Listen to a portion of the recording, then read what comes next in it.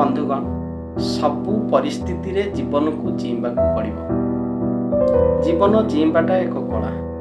जीवन को आपण केमिति जीवे से प्रत्येक परिस्थिति अनुसार आपण चिंता करने को ही पड़ो।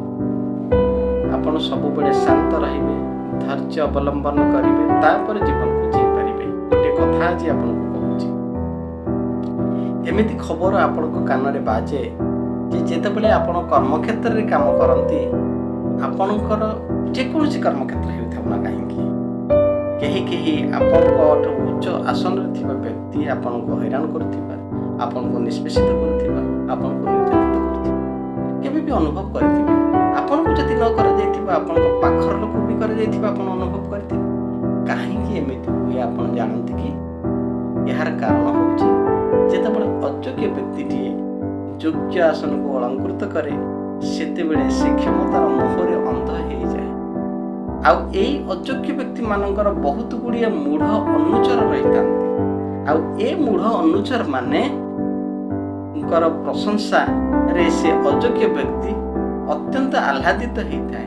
तेणु से बुझी पारे नहीं, तार अहंकार एत तीव्र थाए जे से बुझी पारे नहीं कर्म कौन अकर्म कौन एगुड़ा सब से बुझी पारे नहीं। ए क्षेत्र में आपण कौन करिया पड़िबो?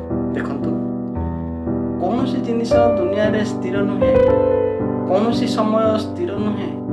तेणु आपण ए क्षेत्र में धैर्य धरंतु, से समय अपसरी जीव, से क्षमतार सब बेले उपभोग करिपरिबो नाही।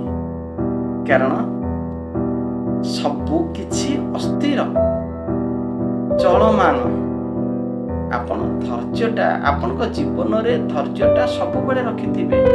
खाली ए क्षेत्र रे धैर्य नुहे, आपण समय जेतेबेले गंभीर हुए सेतेबेले आपण धैर्य रखिबे।